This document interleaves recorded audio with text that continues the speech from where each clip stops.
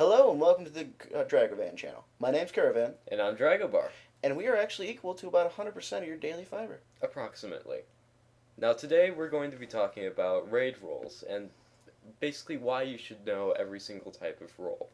So we're going to start it off with the DPS. I'm just going to jump right in there. Yeah.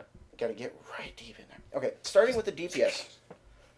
Starting with the DPS, you will start with the DPS. Their main goal is to stand still, do as much damage as they can, and try to make sure that the boss dies. I mean, it's pretty obvious stuff. Kill ads, kill target, kill ads.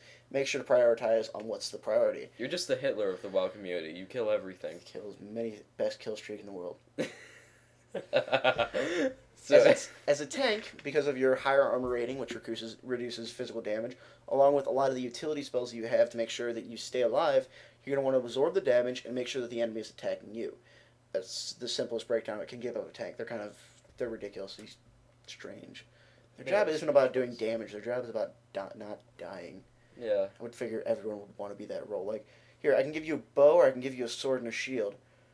I'm going to take the sword and the shield, and I'll make sure not to die. You better keep me up. Well, no, it is a pretty complex role if you get down to it. Mm-hmm. That's why not a lot of people do it. All right, and then healers. Healers, their main job is just to make sure nobody else dies. Essentially, you're the allied force in World War II. You just make sure no one dies. Try That's to it. stop everyone. So DPS and healers don't really like each other very much because Hitler and allied forces. Yeah. Who won?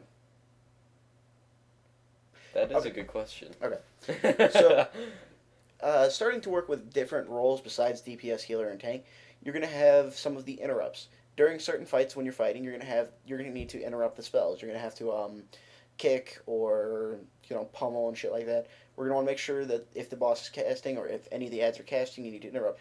Most of your raids will include an interrupt or two, but sometimes your raids won't have enough. That's where you need to start getting tricky. Like doing like small CCs for the second that they're actually casting. That I've done that before. Scatter shot for the win. Yeah, Scare is very fun. Mm-hmm. Now, generally, almost every single type of class is going to have some kind of interrupt. I mean, mages have spell steal. Hunters have silencing shot. What else is there? Well, I mean, even if you don't go by class and you just go by racials, blood elves have an interrupt. Melee. Every melee gets a nice juicy interrupt. They're usually on like a 10-second cooldown or so. So working around with those and all the other goofy classes that have extra interrupts, that's where it starts to get tricky. Like if you only have one melee class and a bunch of range that all have goofy interrupts, you're gonna have to start working together on that one. Yeah. Now, another key point is CC, or crowd control. And generally what that is if you have an ad or something that comes up, and you don't want it taking part in a fight until you're ready for it, you're going to want to use some type of CC. Now, a few common CCs are Sap, if you're not even in combat yet. Mm-hmm. You have Polymorph, you have Banish, you have Fear, you have Ice Block. Freezing trap. Well, same thing. Yeah. Alright, and then a lot of the CCs, most classes will have them, and working around the different CCs, like having the rogue go in there and sap before each pull is very important, and realizing that some CCs are a little bit harder. This is going to be my hunter rant. Hunters have one of the hardest CCs in the world. Let's say I want to CC a target that's across the room. I have to click a spell, click the CC, click the spot on the floor, aim at about 2 seconds where they're going to be in that 2 seconds, and hope to God and pray. And sometimes they change course, or they just don't hit it right, or they resist. They did have. I think they fixed that eventually, though. Yeah, like You can't resist you can't resist traps anymore. yeah, that's a good thing. But yeah, you just gotta pray. I mean, it's sort of like taking an aspirin, putting it between your legs, and praying to God you don't get pregnant. I see what you did there. Yes, indeed. And with CCs, you don't necessarily need pure CCs. Some ads don't even need to be fully CC'd because they can't. Like they need to be slowed or kited around and shit. And you need to make sure that as a person, when you see a pretty little sheep on the ground, you don't want to kill it. You don't want to even touch it. You look at it angrily, it'll wake up and kick your puny little digital ass. And watch out, hunters. I swear, the hunters have been notorious as the retarded class because as a hunter, if you right click on anything, that you attack that thing. Any other class, from a ranged, if you right click on it, you just look angrily at it with your melee weapon. As a hunter, I right click on anything, I shoot a shot, it kind of taps them, it's like farting on them, and they run up and kill me. I've had Alec here kill me twice now because of it. Alec here. Yeah, you're just standing there because you can stand right next to the boss, and he's so fucking gigantic where your entire screen is a click on him. And I've accidentally tried turning right, only I didn't actually turn in time. I was like clicking to do it, but I didn't hold it down. Let go, click, click, shot the Alec here. He looked at me, stabbed me once, killed me instantaneously, and despawned because nobody else had any aggro. So yeah, don't be a huntard.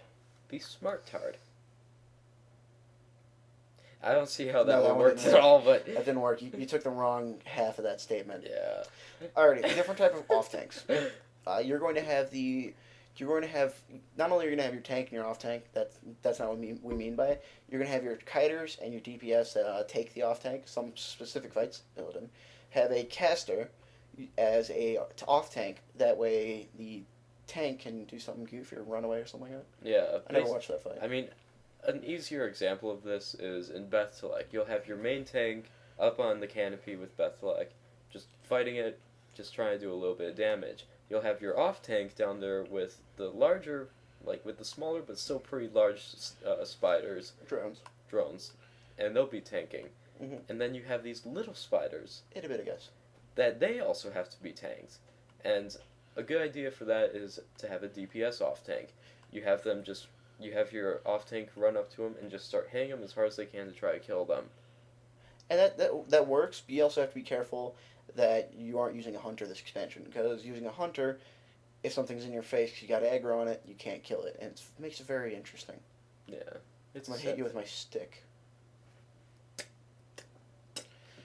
Alrighty, now, working with kiting off tanks, sorry. Go ahead. But with kiting off tanks, they are generally just sort of like, a lot like the DPS off tanks, but instead of trying to kill their target, they're just trying to wait until they die naturally. Well, sometimes. I'm trying to think of a good example this time. A good example is Nefarian, with the the abominations, or bone things. But anyways, they'll come down and spawn. Now, these have a timer, and it's pretty much just their energy bar. When it drops down to 0, they just fall over dead, and then respawn when they get hit by a certain ability. The goal in that one wasn't necessarily to kill these mobs, because they had a ridiculous amount of health, and they came back later anyway. But the goal was to get them in a nice, tight little pack and let them die of their natural course. We used to have a semi-tanking class that could just switch over. A Death Knight was the biggest thing we did for a little while. But then we had problems with enrage timers later. So we used a Rogue and a Frost Mage. Yeah. So we worked with that, and that worked pretty good for the time, but it was still a very hard mechanic, and every once in a while you just have that Rogue get hit too hard. Yeah. Some of those things, it's very finicky, but it's a good idea to know what your class is capable of and what sometimes you're expected to do. Mm-hmm. Now, another thing other than interrupt CC and off tanks is just other utility. I mean, you'll have your buffing classes and your debuffing classes, and then sometimes you'll just need a different type of class to work with different raid mechanics. Now, with buffs, Blizzard has done a pretty good job in making sure that you don't need to have a specific type of raid makeup. You could have a pretty strange makeup compared to what it used to be back in the day. Their goal, their motto, and their goal was always to bring the player, not the role, not the class, not the role. So they gave buffs to about every single buff you can get on like 3 or 4 people, and debuffs the same way. But working with those buffs and debuffs to a way where it works, you still can't get every buff unless you work with it well. And hunters are kind of like the horse; they'll just go whichever way they need to go with their pets. And working with that is probably one of the hardest things to do. But sometimes you can get like drums. Drums are very helpful for getting buffs, but those can be expensive. And if your guild's working on something, those would be helpful. Yeah. Now, another thing to note is with debuffs, there's a whole bunch of things that each class can do to debuff. I mean, you'll have warlocks with all of their curses, Curse of the Elements, Curse of Weakness, and Curse of Silence.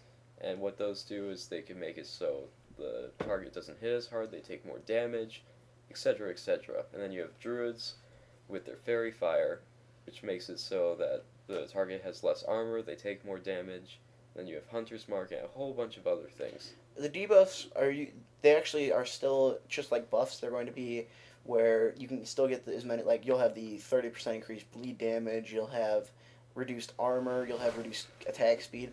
The debuffs are just like the buffs. You need to work with the classes that you have, figure out what you're missing, and try to cover with that using different shenanigans.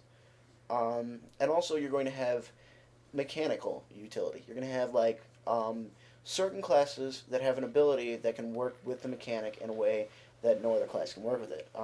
Great example of this is in the Firelands fight. We actually have a mage. Whenever there's a mechanic that whenever you step on it, you get exploded up into the air, and when a mage blinks for some weird reason, if they blink at the right time, it'll just blink them forward back on the ground. So they'll get shot up in the air and then blink forward, and it causes no harm. It actually uses the blink properly, and they just come back down fine. What we did for a little while though was we would everyone would switch off. It'd usually be me and him.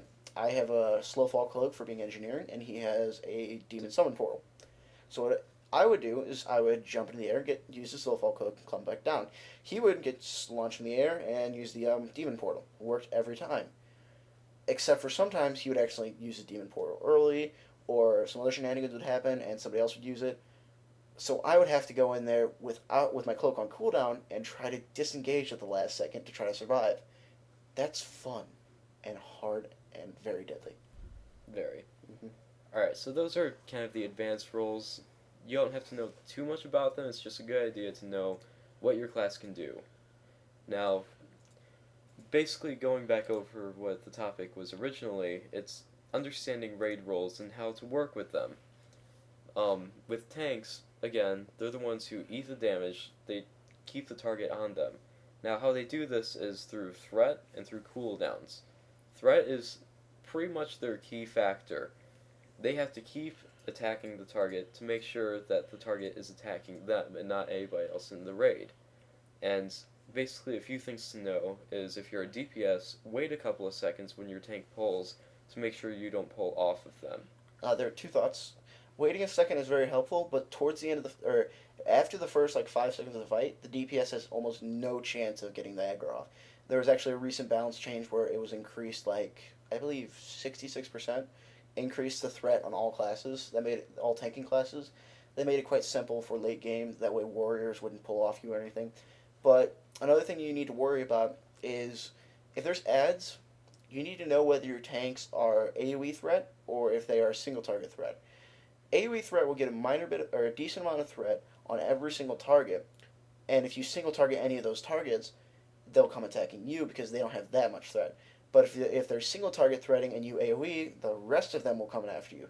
So making sure to know which pull has which type of threat generation is the biggest thing you need to worry about.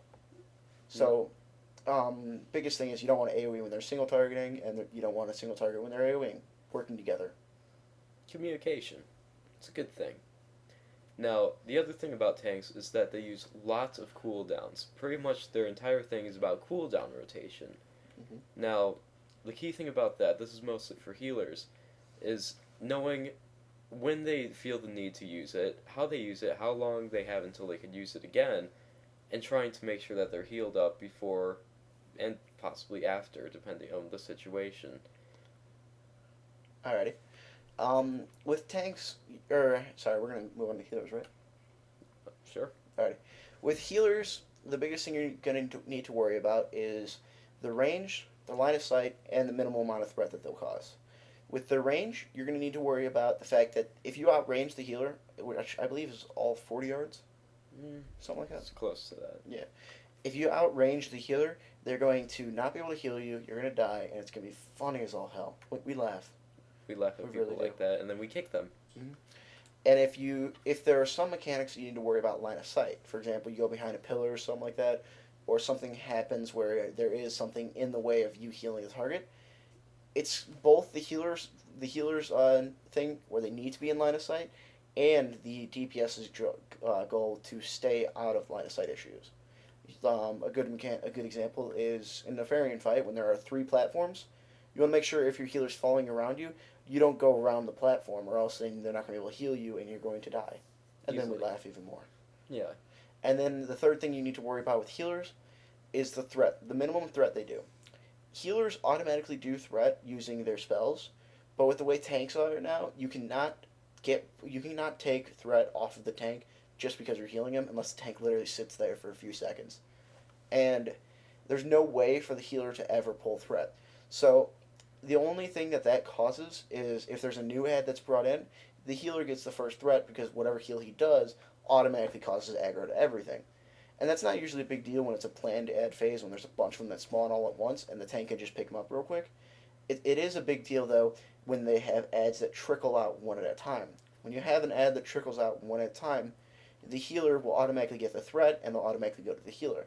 And the tank doesn't have time to pick up every single ad one at a time unless it's really part of mechanic, and that's the only thing the tank's doing. So usually the healer will stick next to the tank. Tank will just keep AoEing every once in a while and continue main threat, and the healer will just get the aggro for a few seconds. They'll hit him once, get threat on the tank, and you'll go on your merry way. Alright, now going on to DPS. You alright there? Oh my god, I stopped breathing for a second there. I don't know. I don't even know how that happened. He is very passionate about healers. Yeah, I like my healer. He's nice. Yep. It's a very fun role. Yeah, it is a very fun role. But they actually recently changed it. They made it more of a mana-based role in Cataclysm. Made it a hell of a lot funner. Yeah. Alright, so now with DPS, there's a few things you have to worry about. You have to worry about the DPS's range, depending on what class they are, and what spec in some cases. You have to worry about their job and how to make their job easiest. And you have to worry about their threat. Now, with range, you have 3 types. You have the melee range, which is just stack on the boss. You have range, which is spread out, stay a little bit further away depending on the situation.